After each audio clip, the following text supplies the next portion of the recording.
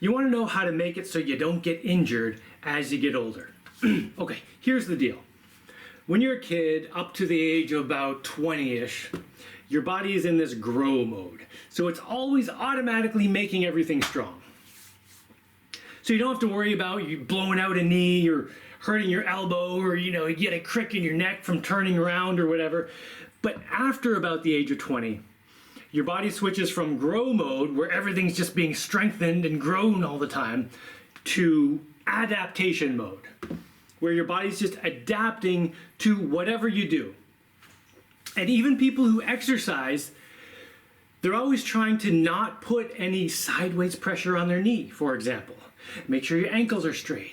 Don't turn your neck weird, because you might get injured.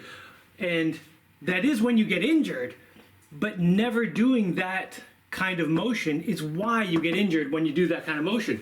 So if you never put sideways pressure on your knee, the ligaments on the sides of your knee get weaker and weaker and weaker, and then you step on a little slippery thing, slip a little bit, and it should be fine, but you blow out your knee for like 3 weeks. So after about the age of 20-ish, everything is going to atrophy that you don't strengthen.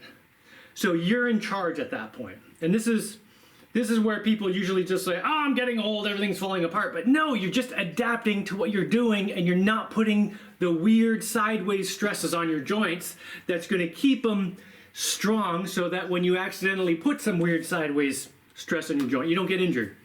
So just as an example, here's what I do every morning, laying in bed before I get up. And this is super easy, it just takes a couple minutes. I don't get sweaty or anything.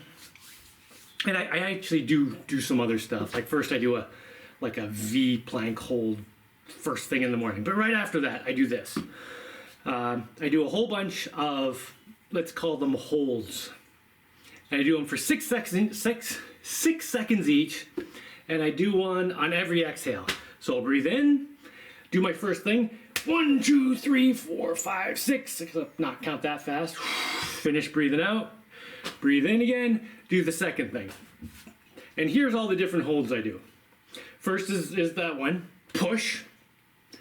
Then pull. And these all have to be like as hard as you can do them. Don't do them as hard as you can do them on the first week or two. Work up to it. But you got to work up to like pushing as hard as you can. Then pull. Then arms straight out. Push. Then pull. Then up, down. Push. Then flip it. And then put arms at my sides, and I'll push against my hips as hard as I can. Then I'll clasp my fingers and pull apart, try to, And then I'll push my head forward, and then the side, and then the side, and the back. Every one of these 6 seconds, as hard as I can push. And then I'll punch myself in the stomach a few times. And then I'll do basically the same exercises with my legs. Pull them up, push together, like really getting that groin working. Prevents groin injuries, so good. Get my legs together, push them together, pull them apart. Puts all that sideways pressure on your knees. Makes them like indestructible. And finish off with some toe pushes against each other, up and down. And then, I kung fu jump out of bed and run on the sprint for like 5 seconds. But I do that every morning. And it just takes a couple minutes. I don't get sweaty or anything. I'm not even out of breath by the time I'm done.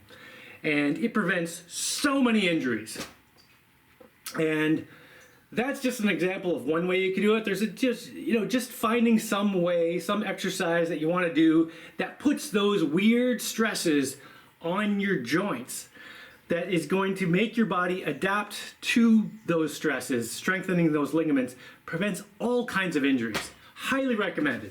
And everything I hear from people is like, ooh, make sure you're all lined up perfectly straight so you don't get injured. Keep your knees perfectly straight, get your form good. Yeah, all that is great for your athletic performance. If you're trying to run straight, you want everything lined up straight and perfect, but you gotta add in some funny movements, some sideways pressures, so that you don't get injured when you step on a pebble.